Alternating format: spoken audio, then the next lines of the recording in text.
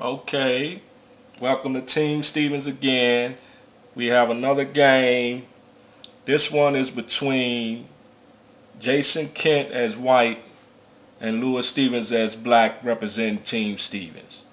What we have here is the Sicilian Nasdorf, which basically involves black having an open C file to launch a counterattack on the queen side against white's opportunities to attack on the king side. Pretty much everything about black setup, as we can see by the arrow, is geared towards controlling the fifth rank via the pawns, controlling f5, e5, d5, c5, and b5, and kind of curling up between the first and third ranks and waiting for white to launch an attack and make some kind of error, and then the counterattack just develops its own momentum. White castles early, black development is fine. Now notice that for some reason white moved his knight from c3 to e2. This leaves black with the possibility of playing knight c5, targeting the e4 square.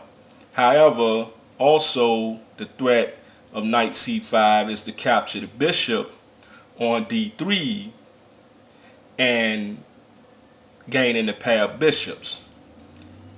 So black puts the pressure, and I might mention that normally f4 would be the proper move in such a setup to begin preparations of a kingside attack.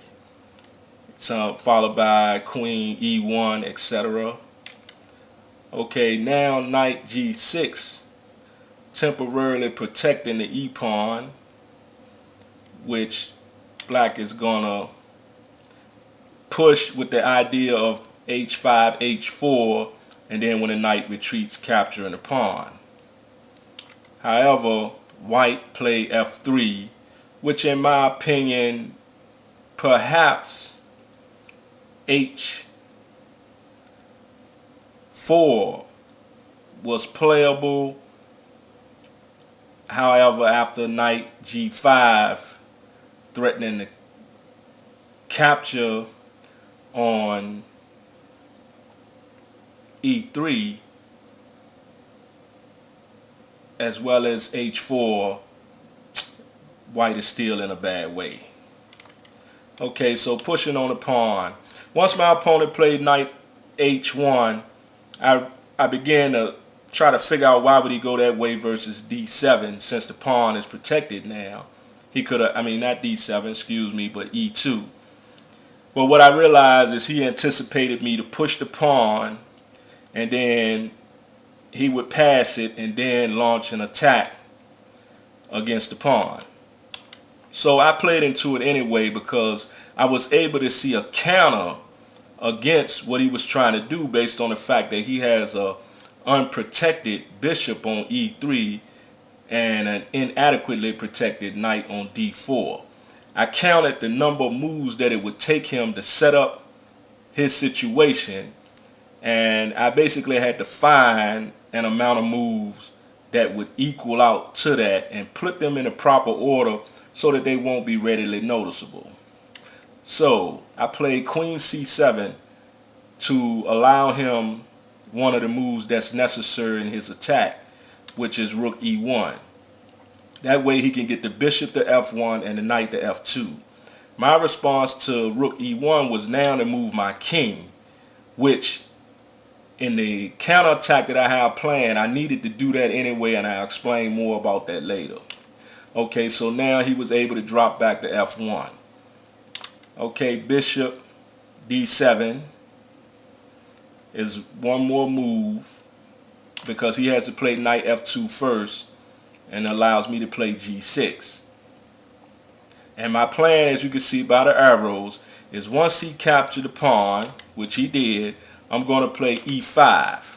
And what e5 does is it launches a double attack from my bishop and my rook against the square h3, which his bishop is on and only protected once. But it also has an attack on d4, and after d4, e3, again an unprotected piece. So I knew his only response would be bishop take d7, which is why it was necessary for me to move my king, because bishop d7 check forces the immediate recapture, and then he's able to save the knight.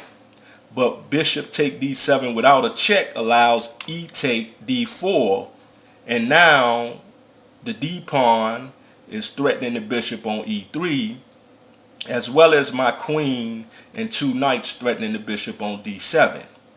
So he played queen take d4, and I played knight take d7, and black is up a piece. The slight weakening of my castle position is really not detrimental, since white really has no way immediately to capitalize off it. So next my opponent played g4, which definitely f4 was a better move. Knight e5, which is the purpose of capturing with the knight, because now not only is the queen attacking c2, but I'm threatening a family fork on f2. Now my opponent at this point can play queen d1, but he opted to attempt to protect with the king, not realizing that rook take h2 check still threatens a family fork. So my opponent was forced to play king g3, and so I responded with d5, placing the opportunity for a discovered check against the king, and knight c6 would actually capture the queen. So my opponent played f4, but again bishop d6 still threatens the same thing. The yellow arrow shows that if he captures knight d5, then bishop take d5 check and wins the queen again.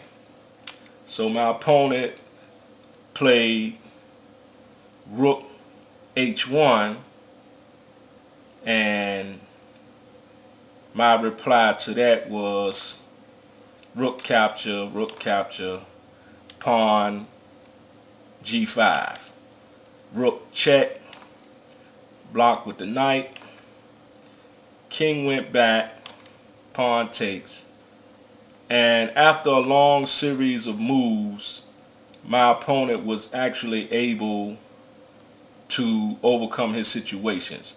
Now in the actual game, my opponent blundered and allowed me to play knight f3 check, capturing the queen. But I think somehow in this analysis we got Fritz analyzation mixed up with the original game. But nevertheless, the main thing was to be able to learn how to counterattack an opponent's plan early. This is Teamstevens. Thank you very much.